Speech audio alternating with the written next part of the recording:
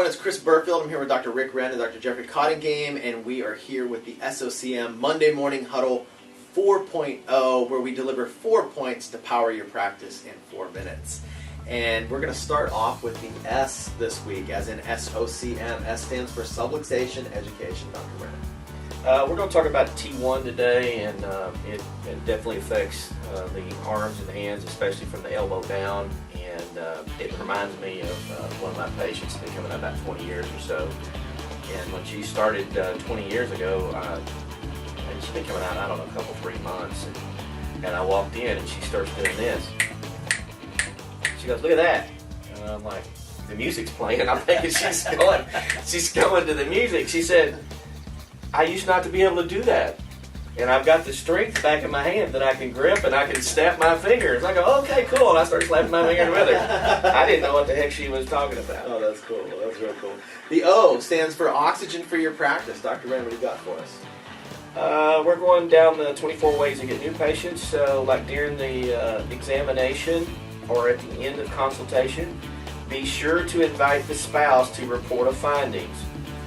It is so critical that you work hard to get them there together. I mean, you have to make exceptions every now and then, but like, don't be afraid to look at them and go, "Look, you got to make a serious decision about how much time and how much money you're going to spend on this." And normally your spouse is going to be involved, and it really aggravates me when I go all this effort to show you your tests and x-rays, and you go, "Well, I go home and talk to my spouse." How are they going to make a decision without being here? It's very important. Great point. The C stands for CA Tip of the Week. Docs, make sure that your CAs are making sure that your new patient area is prepared in advance. And as far as that goes, I mean, I really think you should be having your CAs do a walkthrough every week, or at least every other week, where they're walking through, pretending like they're a new patient, going in, sitting down in the chair, looking around the room, look to see what the new patient is actually seeing, go lay down on the adjusting table, look up the ceiling if there's,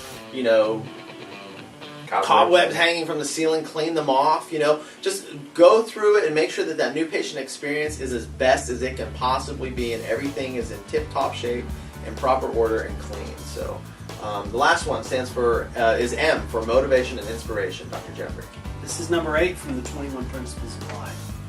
Happiness is not in having what you want, it's in wanting what you have.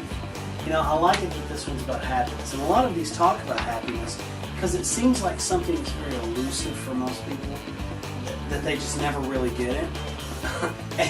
and I don't say it that they don't get it, but what they're not getting is that happiness is not somewhere off in the future. It's not really in that new car, because when you get that new car, in 6 months it's not going to be making you happy. Happiness is an inside job.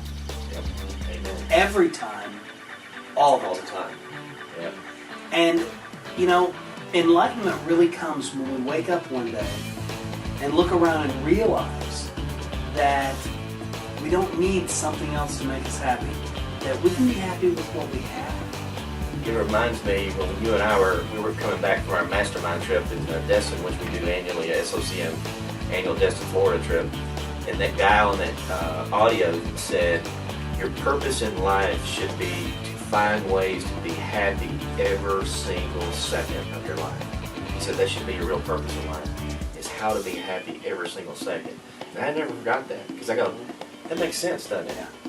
That makes a lot of sense. Right. So that is your Monday Morning Huddle 4.0 this week. Please forward this email that sent you over to this video off to your friends so that they can enjoy these videos and learn from them as well. Remember, we deliver 4 points in 4 minutes, 4 and 4. And this week, make sure you're doing everything we talked about. In the meantime, keep saving lives.